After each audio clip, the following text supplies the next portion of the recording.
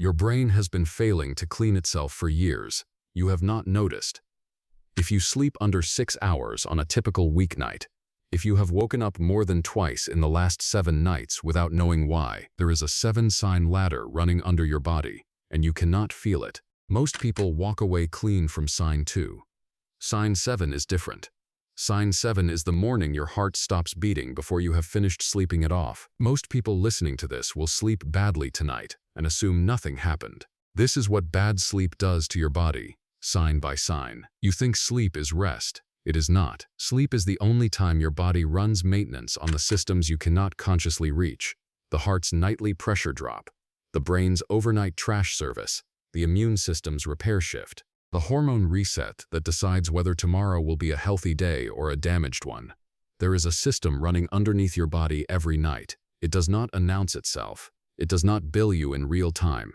It just stops, quietly, on the nights you cut it short, and then it starts compounding interest in the background of your life. Most people never notice this system until it has already failed permanently. The first warning is usually the cardiac event, or the diagnosis, or the morning a parent forgets your name. By then, the damage has been accumulating for 20 or 30 years of nights that felt completely fine.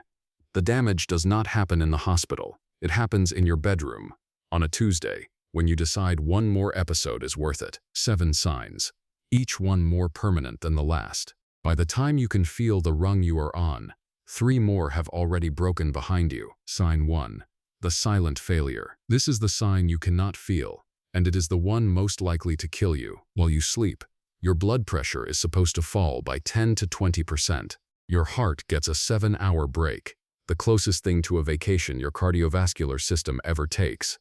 But when you sleep under 6 hours, that drop shrinks. Under 5, in many people, it disappears. Your blood pressure stays elevated all night. Your heart works a night shift it was never designed to work. Here is the part nobody tells you.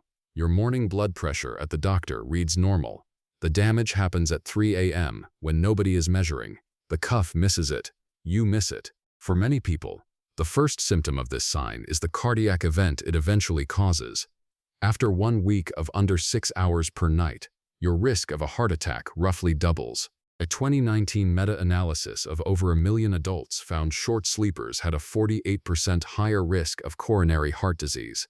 The American Heart Association added sleep duration to its cardiovascular risk factor list in 2022, alongside diet and smoking. And this is where it becomes permanent. Your heart has been logging overtime every night for years. The bill has already been written. Quiet, daily, for years. But the heart is the loudest sign on this ladder. The next one happens silently, inside your skull. Every night you cut sleep short. Sign 2. The memory fog. You walk into a room and forget why. You start a sentence and lose the noun. You meet someone you have met 4 times before, and the name simply will not come. This is not early dementia. This is your hippocampus failing to take out its own trash. During deep sleep, it shuttles short-term memories into long-term storage. The brain emptying yesterday's inbox. Cut the night short, and the transfer never finishes. The memory was made. It was never saved. The brain stayed dirty. 17 hours awake produces cognitive impairment equal to a blood alcohol of 0.05. 24 hours awake pushes you to 0.10, legally drunk. Nobody around you can smell it on you. The strange part is the self-rating. A 2003 University of Pennsylvania study found that 14 nights of 6-hour sleep degraded working memory to the level of 2 consecutive nights with no sleep at all. The subjects rated themselves as functioning normally. They were not. The feeling of being fine is itself one of the symptoms. This is where it gets harder to notice. The sleep-deprived brain does not just forget, it confabulates. It invents details to fill in the gaps where the consolidation should have happened. You remember conversations that did not occur. You remember sending the email you never sent. The memory feels solid because the brain has no way to flag the missing transfer. Time distortion comes next. Sleep-deprived people consistently overestimate how much they have slept and underestimate how long they have been awake. The internal clock is one of the first calibrations to drift. You think it has been 2 hours. It has been 5. What happens next is worse. Microsleeps. Brief involuntary lapses lasting 1 to 30 seconds, with no conscious warning. The sleep-deprived driver does not know he had one until he wakes up across the center line. You can survive the memory fog. You will adjust to it. The next sign you will dismiss entirely until you understand what it actually is. Sign 3. The afternoon wall. By 3 p.m. you cannot keep your eyes off the clock. You are not bored. You are not lazy. Your brain is begging for the sleep cycle it never got. This is the only sign on this ladder you can feel. There is a real circadian dip around 3 p.m., programmed into the body. Well rested, you barely notice it. On 6 hours, it hits like a wall. This is where it gets ugly. The wall is daily. Tomorrow it is bigger. The day after, bigger again. Every afternoon you push through is a small deposit in the damage already underway underneath. In signs 4 through 7, you can survive this sign indefinitely. Millions of office workers do. But survival is not recovery. Every other sign on this ladder is silent. Half sign. The false normality. You are not feeling worse anymore. That is part of the problem. The chronically sleep-deprived brain does not stay alarmed. It recalibrates. Within 2 to 3 weeks of running on 6 hours a night, your subjective sense of how tired you are quietly drops to match your new baseline. You stop noticing the fog because the fog has become the default state. But here is the thing. The damage in your blood, in your hippocampus, in your insulin response, in your immune system, none of it has improved. You have simply lost the ability to feel it. This is why the people most sleep-deprived are the ones most likely to insist they are fine. They are not lying. Their nervous system has stopped sending the warning signal. The signal was annoying, so the body turned it off. You are not tired anymore. You are degraded. And then the system that controls your emotional response starts to fail too. Sign 4. The mood collapse. After 3 nights of restricted sleep, your amygdala, the fear engine, fires 60% harder at negative stimuli. The prefrontal cortex, your emotional brake, disconnects from it in proportion to your fatigue. The brake loosens, the accelerator stays. You are not just irritable. You are pharmacologically less able to dampen your own emotional responses. Small triggers feel large. Conflict feels personal. The colleague who interrupts you becomes an enemy. The partner who asks you to take out the trash becomes ungrateful. You are not making it up. You are not in control of it. Short sleepers have roughly twice the prevalence of major depression and generalized anxiety as those sleeping 7 to 9. The pattern is consistent. But here is the thing. A 2020 cohort study of nearly 2 million adults found that people sleeping under 5 hours had a substantially elevated risk of suicidal thoughts, with risk rising the longer the pattern persisted. Sleep restriction is now classified as an independent modifiable risk factor in suicide prevention research, alongside substance use. The fight last night was not about the dishes. It was your brain chemistry colliding at the kitchen counter at 9 p.m. 2 nights of full sleep restore most of the damage. Most people will not give themselves the 2 nights. They will sleep 5 hours tonight, wake up tomorrow, and tell themselves it was fine. Sleep can break the way you feel. The next sign breaks what your body does with food. Sign 5. The metabolic drift. Your body reads sleep deprivation as a famine signal. Ghrelin, the hunger switch, flips on harder by about 15%. Leptin, the fullness switch, flips off by about 15%. You feel hungrier than your actual energy needs justify, and you feel full later than you should. In controlled studies, healthy adults restricted to 5 hours of sleep consumed 300 to 400 more calories per day than the same subjects on 8 hours. The extra calories went mostly to high glycemic snacks eaten late at night, the worst possible window for fat storage. The worst part is the insulin number. A single night of 4 hours of sleep cuts insulin sensitivity by roughly 30%. That is the difference between a healthy metabolism and an early pre-diabetic one. It happens overnight, after one bad night, in healthy people with no other risk factors. For one day, your metabolism behaves closer to a pre-diabetic one. Body composition follows. Short sleepers gain visceral fat, the dangerous fat wrapping your organs, faster than long sleepers on the same diet. You think you have a slow metabolism. You have a sleep problem. After a week, it is memory. After a year, it is metabolism. After a decade, it is structure. Each layer of damage compounds quietly underneath the one above it.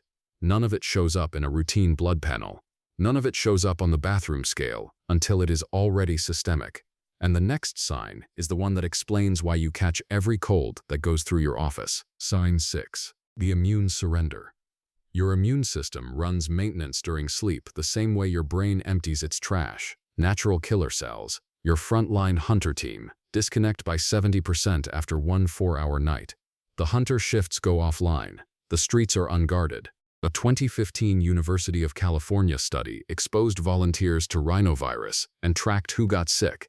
The subjects sleeping under 6 hours the prior week were roughly 4 times more likely to develop a clinical cold than those sleeping 7 or more. Same virus, same exposure, 4 times the infection rate.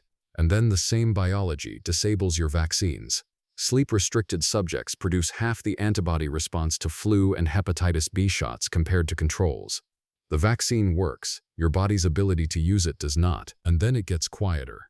Cuts heal slower. Minor infections linger for a week instead of 2 days. Cold sores return more often. Latent viruses your immune system normally keeps dormant, Epstein-Barr, herpes simplex, varicella, reactivate more readily because the surveillance that holds them in check has been turned down. And then it gets worse. Long-term shift workers, defined by circadian disruption rather than total sleep loss, have elevated rates of breast, colorectal, and prostate cancer. The World Health Organization classified shift work that disrupts circadian rhythm as a probable carcinogen in 2007. Same hunter suppression as one bad night, multiplied across decades. You catch every cold that goes around the office. You think this is bad luck.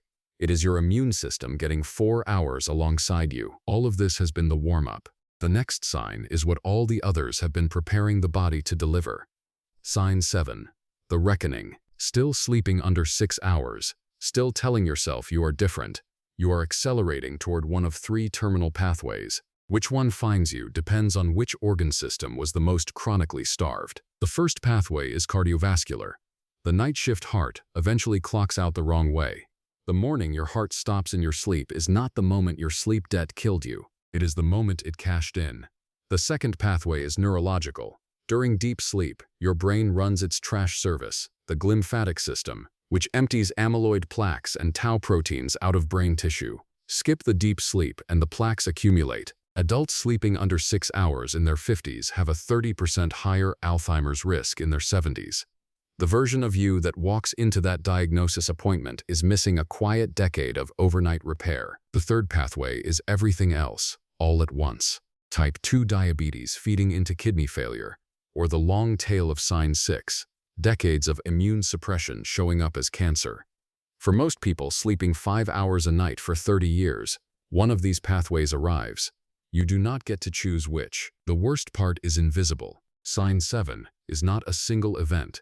It is the late-life catastrophe your years of sleep debt have been quietly preparing. No symptom, no warning, just years. By the time the diagnosis lands, the runway is already used up. There is no warning before sign 1.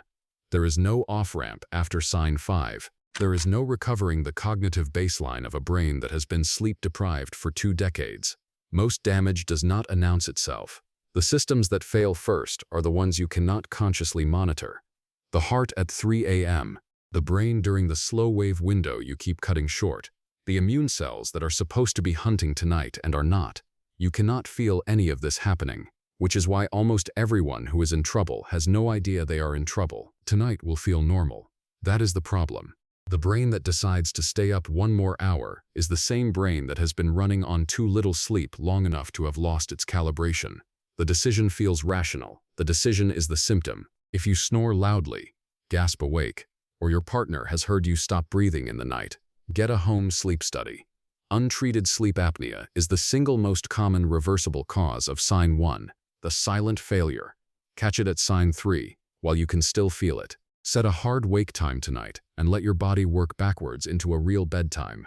Cut alcohol within 3 hours of bed. The most dangerous thing about sleep deprivation is that it feels survivable right until the year it doesn't. How many hours did you sleep last night, honestly? Tell me in the comments. Send this to a parent. Send this to a partner. Send this to anyone in your life who jokes about needing only 5 hours.